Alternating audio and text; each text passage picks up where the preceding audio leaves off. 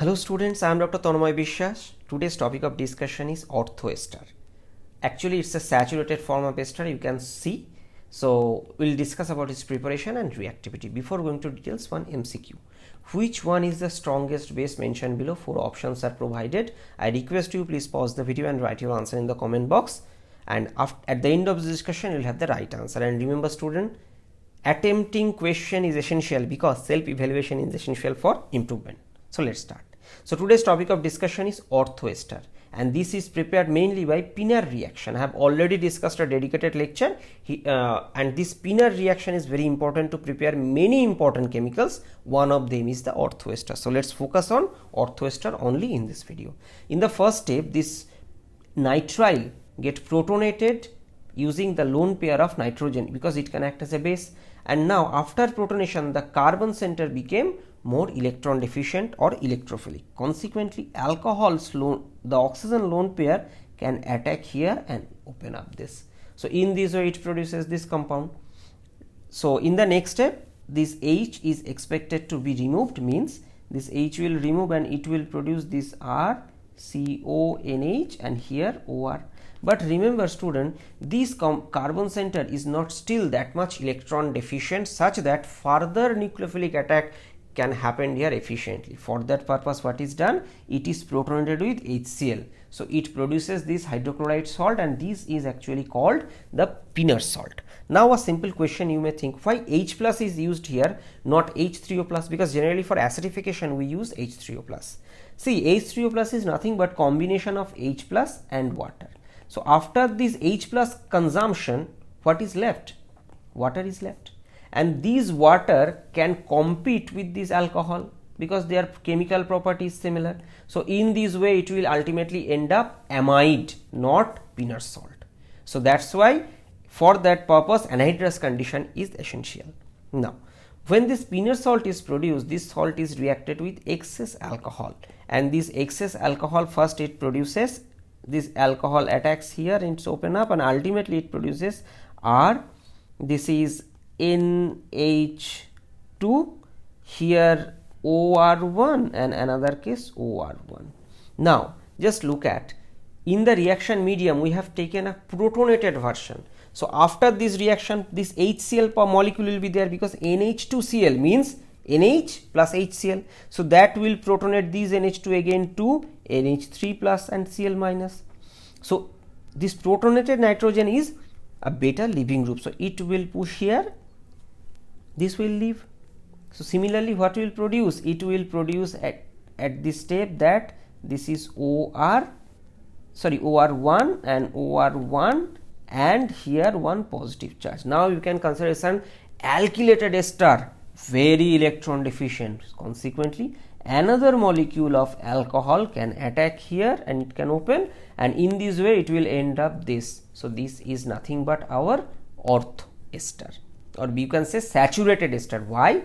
Because here see, no unsaturation is there, this carbon center is sp3, whereas the original ester, for example in this case RCOOR1, this center is sp2. So that's why this is called saturated ester.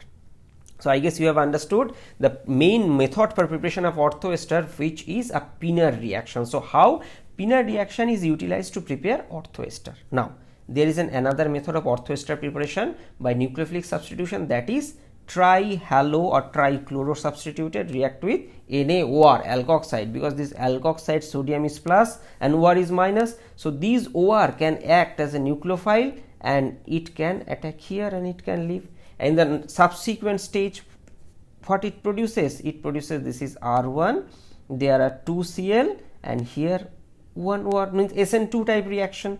So this, in the next step what you can expect, that these oxygen have lone pair, so it can push, it can leave. So what it will produce? It will produce R1 C double bond O R plus here Cl.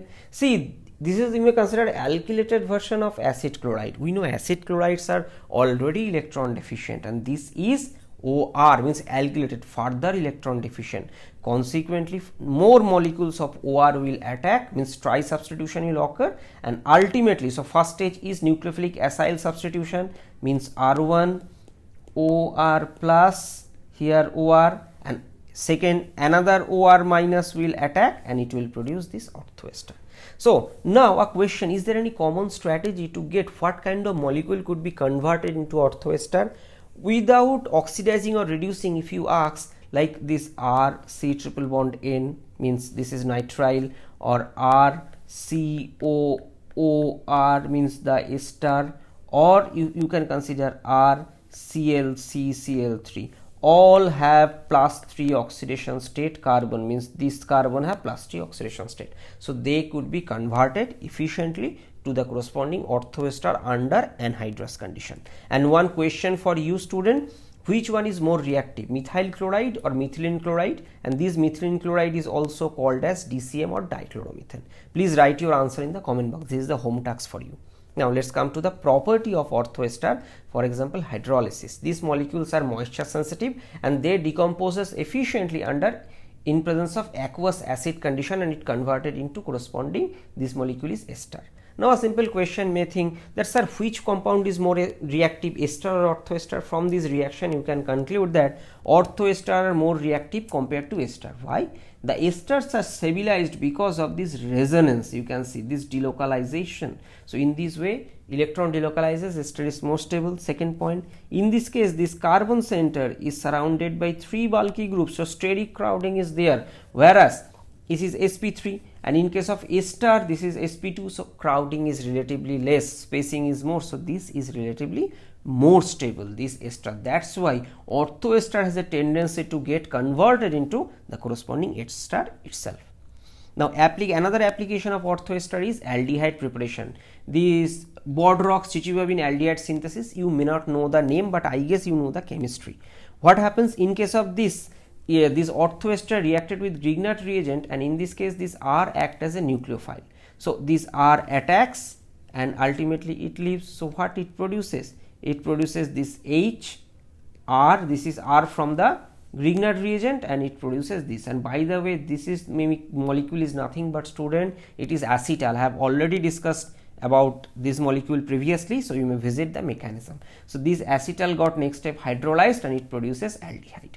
Now this is called a formylation reaction. Why? Because see, R get attached to a formyl or aldehyde group. That's why this is called formylation reaction. Now a question may come that, can we prepare aldehyde by the reaction between the ester and Grignard reagent? Because oxidation state point of view both are same, but ultimate product is not the same. Why? Because if Grignard reagent react with an ester, for example this OET, what it will do, this R will attack here and it will open up, so ultimately it will produce this R O minus MgX, fine, and in this case this is OET, this is OET, and in the next step these oxygen lone pair will push here and it will leave. So ultimately what it will produce, this RCO here, and in this case OET, sorry, not OET, in this case this is carbonyl, and previously there was a hydrogen, so this must be a hydrogen. I made mistake, here should be an hydrogen, so hydrogen. Now this is aldehyde, you can see. So who is more reactive? Or no, it's not hydrogen. Previously there was an R, so this is this same R, so this is actually a ketone. So who is more reactive between ketone and ester? Obviously ketone, because ester has a cross conjugation in this way. So it will react, and ultimately, so whatever product is produced that is more reactive than reagent, so what will happen? Whatever product will produced in the reaction mixture, instantly it will convert into the corresponding tertiary alcohol. So we can't get aldehyde in this way. Now there is another application of ester like triethyl orthoformate as dehydrating agent. See, if you look at just this reaction little carefully, what this reaction name is, this is actually as ketal formation, because I have taken ketone. So in presence of acid and anhydrous alcohol, it produces this ketal, along with that it produces water. This reaction is actually a reversible reaction. If we want to get the ketal, then we need to remove this water from the reaction mixture, and this could be done by both two ways. One is physical separation of water like azeotrope formation, and second is chemical separation, means the water will react with some other molecule chemically and it will be consumed. And the second strategy is used here, because this water in presence of such acid, for example PTSA, paratoluene sulfonic acid, reacts with this water, and this orthoester got converted into corresponding ester, and in this way reaction, this reversible reaction goes to the forward side, means this ketal formation. Similar thing you observe, this water from this complex is consumed by this ester, and ultimately this water from this coordination environment is replaced with corresponding alcohol from the ester itself. Now this is the overall discussion. So in conclusion, what we have learned, this orthoester is a reactive chemical, and it is the saturated version of ester, and it likes water, and in presence of water and acid it converts itself into ester and alcohol, and it could be used as a chemical dehydrating reagent. So that is another application. Now let's come to the MCQ. Which one is the strongest base mentioned below? In order to understand the strongest base, we need to understand the protonated version. Base means it will get protonated, it will react with this proton. So after protonation, first option is this. In case of second, option is this. By the way, you may say that, sir, why not this NH2? Because the lone pair of nitrogen actually involved in resonance with this carbonyl, such that's why the oxygen have relatively more electron density. Now what about this third one option? It will form this. And what about the fourth? This NH2 will be converted NH3 plus. Now if you look at this option C, it has another canonical form, means the lone pair on this nitrogen will be pushed here, it will go. So what it will produce? RCONH2, and here, sorry, it's a single bond NH2. So RCONH2, and this is double bond, this is also NH2. Now see, both canonical forms are same, means this is equivalent. So this is called as equivalent canonical structure, and means the conclusion of the statement is that the positive charge is delocalized over both the nitrogen, means it is stabilized, means the proton abstraction is easier for this imide. Okay, so that's why you can consider. So this is this imide, means this is amide CONH2, and so that's why this is called imide. So this imide is the strongest base among all four options.